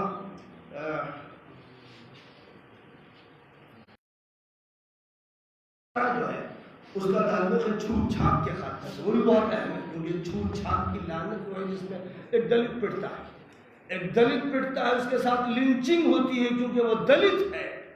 آج بھی دماغ نہیں بدلے، قانون نے سدھارا نہیں، کیونکہ قانون صرف تنہا سدھار نہیں سکتا۔ ابھی آپ نے امبیڈکر کی تقریر سنی تھی، جو فلم پیش کی گئی تھی کہ امبیڈکر جی یہ کہہ رہے تھے کہ انسان کا سدھرنا ضروری ہے۔ قانون ایک ضابطہ دیتا ہے، سدھارتا نہیں۔ جب تک انسان سدھریں گے نہیں، قانون ان کے لیے مفید نہیں ہوگا۔ تو چھوٹ چھاپ کے خاتمے کے لیے کہا گیا ایبولیشن آف انٹچیبلٹی، انٹچیبلٹی، چھوٹ چھاپ، اس کو چھو نہیں سکتے، چھوا تو ناپاک ہو۔ یہ جو صورتحال اس ملک میں تھی کہ اس کنویں سے فلاں پانی نہیں پی سکتا اور اس برتن میں منہ لگا دیا تو برتن توڑ دیا جائے گا یا اس کی جان بھی لے لی جائے گی جس نے کسی برتن میں منہ لگا دیا، اس کو ختم کیا گیا اور یہ کہا گیا untouchability is abolished and its practice in any form is forbidden. Its practice in any form is forbidden. کسی شکل میں بھی چھوٹ چھاپ کو اختیار نہیں کیا جا سکتا، اس کا خاتمہ۔ دفعہ 18 میں نے بتایا تھا کہ اس کا تعلق خطابات کے خاتمے، اور دفعہ 19 کا جو تعلق ہے وہ بھی ہم سب کے لیے بہت اہم ہے۔ یہ دفعہ تقریر کی آزادی، تحریر کی آزادی، اظہار خیال کی آزادی سے متعلق ہے۔ اس پر پابندی نہیں لگا سکتے آپ، کوئی ہتھیار اٹھا لے بیجا طریقے پر، یہ درست نہیں۔ کوئی عام پراپرٹی کو نقصان پہنچانا یہ جائز نہیں۔ عام بسوں کو، گاڑیوں کو نقصان پہنچانا، آگ لگانا، پتھر چلانا، یہ سب غیر قانونی عمل ہے، لیکن اپنے خیال کا اظہار کرنا وہ حکومت کے کتنے ہی خلاف ہو، اس پر کوئی روک نہیں لگائی جا سکتی۔ لہذا دفعہ 19 کہتی ہے protection of certain rights regarding freedom of speech et cetera, freedom of speech and expression and to assemble arms, to form associations or unions, to move freely throughout the territory of India, to reside and settle in any part of the territory of India. اگر بہار کا آدمی دلی میں جا کے رہ رہا ہے، بمبئی میں رہ رہا ہے، تو کوئی یہ نہیں کہہ سکتا کہ بہاریوں کو بھگاؤ اور ہٹاؤ۔ یو پی کا آدمی کہیں جا کے رہ رہا ہے تو کوئی یہ نہیں کہہ سکتا، جو کہہ رہا ہے کہ وہ لا قانونیت کر رہا ہے، وہ جنگل کا راج چاہتا ہے۔ اس کا مطلب یہ ہوا کہ وہ اس قانون کو نہیں مانتا۔ اور اس دفعہ کے بعد جب والا پھر تاکہ دفعہ 20 بہت اہم ہے کہ جس پر چاہا کوئی جرم ٹھوک دیا، یہ دہشت گرد ہے، یہ ملک دروہی ہے، دیش دروہی ہے، یہ سب بکواس نہیں چلے گی۔ جو کچھ ہوگا قانون کی روشنی میں ہوگا، جو کچھ طے ہوگا عدالت میں ہوگا، جو کچھ طے ہوگا ایک منصف جج کے ذریعے ہوگا اور قانون کی دفعات کی بنیاد پر ہوگا۔ اس لیے دفعہ 20 کا تعلق ہے کہ اس بات جرائم کے بارے میں تحفظ اختیار کیا جائے اور کسی پر کوئی جرم خود سے نہ لگا دیا جائے۔ آگے protection in respect of conviction for offences. No person shall be convicted of any offense except for violation of a law in force at the time of the commission of the act. کسی قانون کی اگر خلاف ورزی کھلے بندوں ہو رہی ہے اور عدالت اس کو مانے کہ یہ قانون توڑ رہا ہے، تو اس وقت جو سزا اس کے لیے طے کی گئی ہے وہ عدالت طے کرے گی۔ یہ کام پولیس کا نہیں ہے، یہ کام پولیٹیشین کا نہیں ہے، یہ کسی وزیر اعلیٰ، وزیر اعظم اور کسی وزیر کا یہ کام نہیں ہے، یہ کام عدالت کو سونپا گیا ہے۔ دستور عدالت کی ساری تفصیل بیان کرتی ہے۔ پھر دفعہ 21 بھی بہت اہم ہے، بہت اہم دفعہ ہے اور یہ سب یاد ہونی چاہیے۔ اس دفعہ کا تعلق ہے اس سے کہ انسان کی جان کو نقصان نہیں پہنچا جا سکتا اور ہر شخص آزاد ہے، ہر شخص آزاد ہے، اسے غلام نہیں بنایا جا سکتا اور کسی کی جان پر حملہ نہیں کیا جا سکتا۔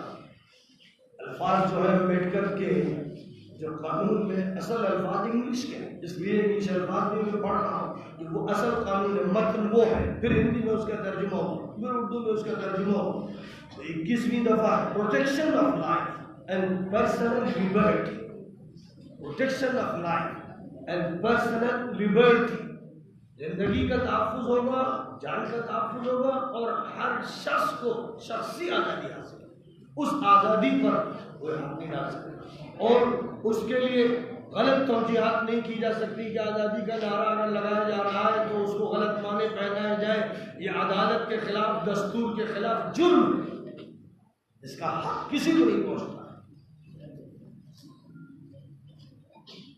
پھر جناب والا دفعہ 21 بھی بہت اہم ہے اور سب کے لیے۔ دفعہ 21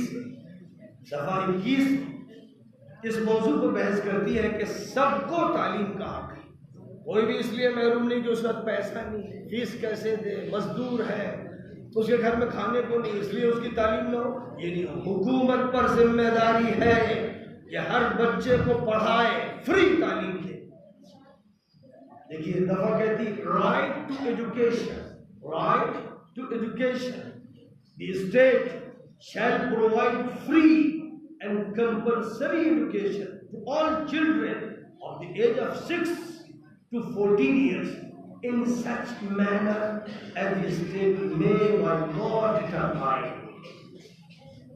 حکومت کو انتظام کرنا ہے حقوق کا پورا لحاظ رکھتے ہوئے، اور یہ صراحت دستور میں کہ کسی سرکاری اسکول میں مذہب کی تعلیم نہیں دی جا سکتی، کسی سرکاری اسکول میں وید یا گیتا نہیں پڑھائی جا سکتی، کسی سرکاری اسکول میں زمین کی پوجا یا سورج کی پوجا نہیں کرائی جا سکتی، کیونکہ جو چیزیں بھی مذہبی ہیں، رسومات ہیں، روایات ہیں، اعتقادات ہیں، سرکاری اسکولوں میں ان کی اجازت نہیں۔ پرائیویٹ اسکولوں میں اگر آپ نے ریلیجس بنیاد پر کوئی اسکول قائم کیا ہے تو آپ کو ملک اجازت دیتا ہے، دستور اجازت دیتا ہے، کیونکہ آپ کو مذہب کی اور مذہب کی تعلیم کی اور تبلیغ کی آزادی دی گئی۔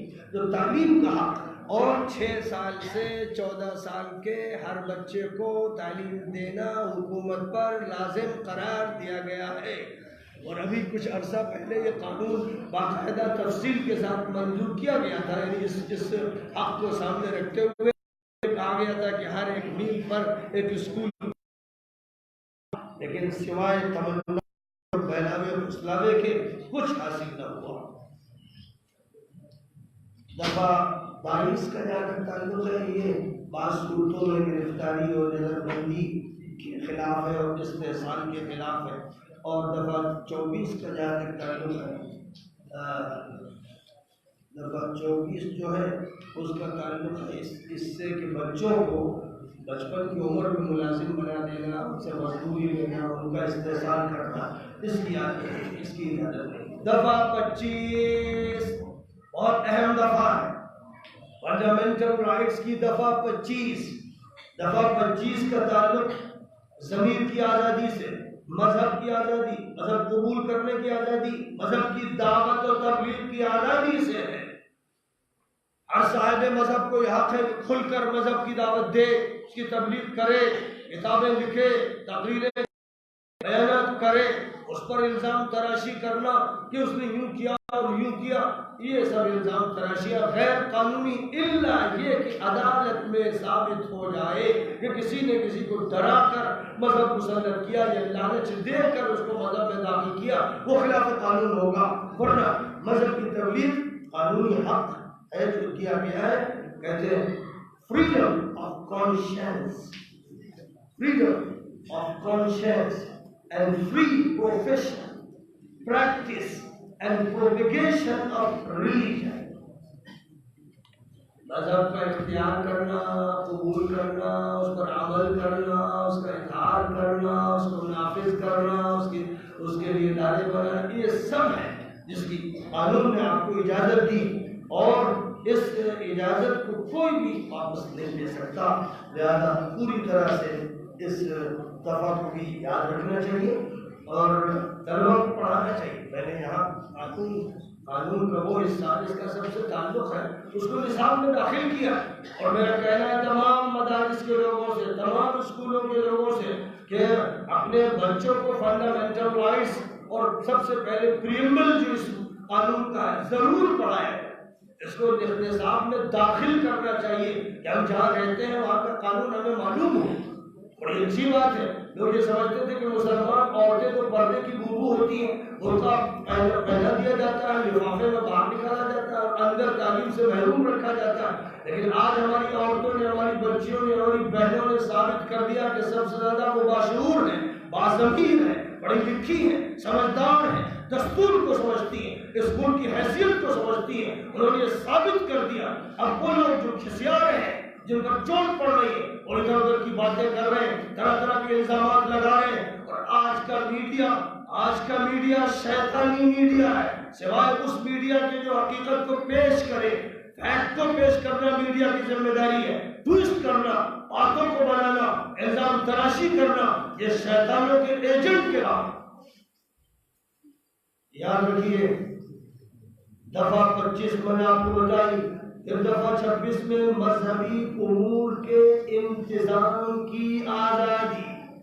صرف مذہب قبول کر لینا, اس پر عمل کرنا نہیں. آپ مذہبی ادارہ بنا سکتے ہیں, کالج بنا سکتے ہیں, یونیورسٹی بنا سکتے ہیں, آپ فاؤنڈیشن بنا سکتے ہیں, آپ اس کے لیے مختلف انتظامات کر سکتے ہیں. آپ کو ہمارا یہ دستور اس بات کی آزادی دیتا ہے. دفعہ 25, دفعہ 26, freedom to manage religious affairs. religious affairs تمام معاملات, یعنی پابندی نہیں لگائی گئی. جو بھی چیزیں religious affairs میں آتی ہیں آپ کو اس کی آزادی دی گئی. freedom to manage religious affairs. مثلا to establish and maintain institutions for religious and charitable purposes. Number 8. Number 2, to manage its own affairs in matters of religion. Number 3, to own and acquire movable and immovable property. منقولہ اور غیر منقولہ جائیداد حاصل کرنے کا آپ کو حق دیا گیا اپنے مذہبی مقاصد کے لیے. اور پھر کہتے ہیں کہ to administer such property in accordance with law. قانون کی مطابقت کے ساتھ آپ اپنی پراپرٹی کا انتظام کر سکتے ہیں, کسی کو اس پر مداخلت کرنے کا کوئی حق حاصل نہیں.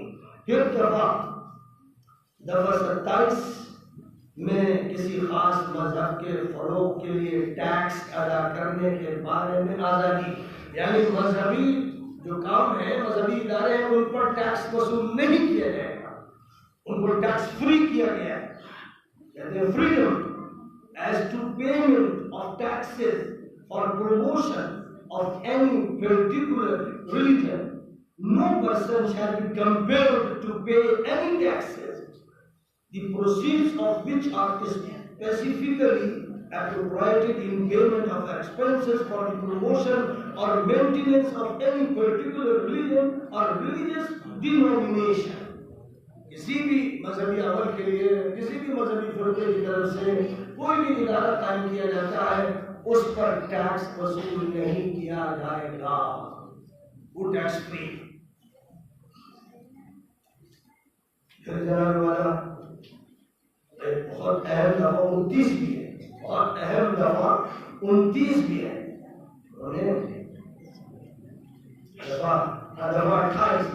دفعہ 28 میں ایک بات یہ کہی گئی ہے کہ اگر پرائیویٹ ادارے ہیں جن میں مذہبی بنیادوں پر تعلیم دی جا رہی ہے تو طالب علم کو اس پیریڈ سے یا اس سیریمنی سے یا اس پروگرام سے غیر حاضر ہونے کی اجازت ہے. کسی عیسائی اسکول میں زبردستی کراس کے سامنے ہاتھ جوڑنے یا کراس اپنے سینے پر لگانے کا آرڈر نہیں دیا جا سکتا. کسی بھی ہندو اسکول میں زمین کو سجدہ کرنا یا سورج کو سجدہ کرنا یا کوئی بھی معاملہ جو ان کے بلیف سے متعلق ہے کرنے کو مجبور نہیں کیا جا سکتا. یہ دستور کی خلاف ورزی ہوگی. اور جو سرکاری ادارے ہیں وہاں کسی مذہب کو لاگو نہیں کیا جا سکتا.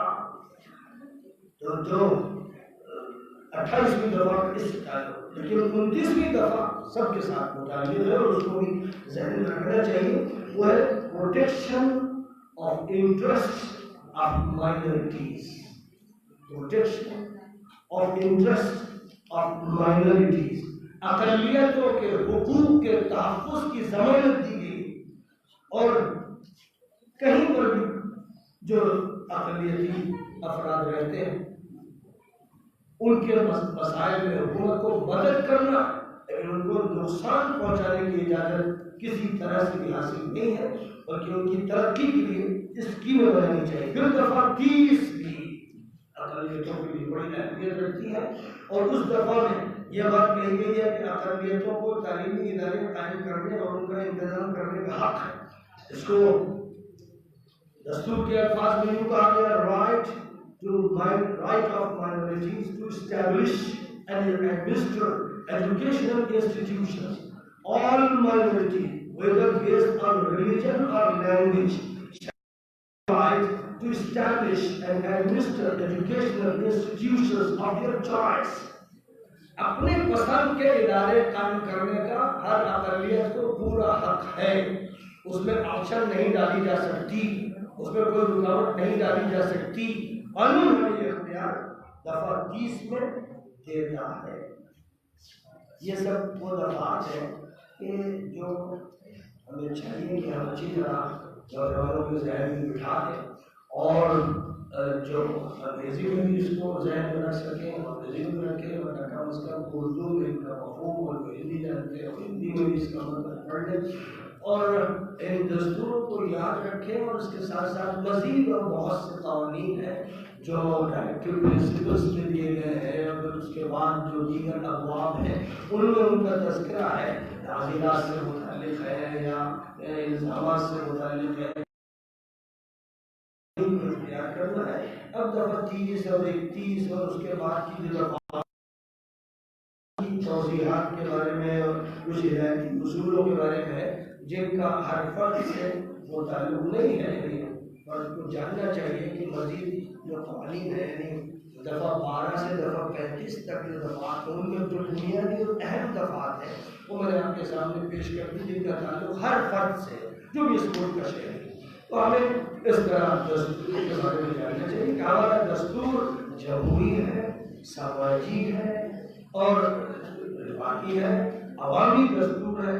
یہ پبلک ہے، یہ سوشل حکومت ہے، یہ ڈیموکریٹک ہے، ایک سیکولر ہے. سیکولر کا مطلب یہ ہوتا ہے کسی مذہب کو اس پر لادا نہیں جائے گا اور کسی مذہب کو نافذ نہیں کیا جائے گا. آزادی ہوگی، ہر مذہب کو آزادی ہوگی اپنے ادارے قائم کرنے کی، اور جو سرکاری ادارے ہوں گے، یونیورسٹیز ہوں گی، اور کسی مذہب کی بالادستی نہیں.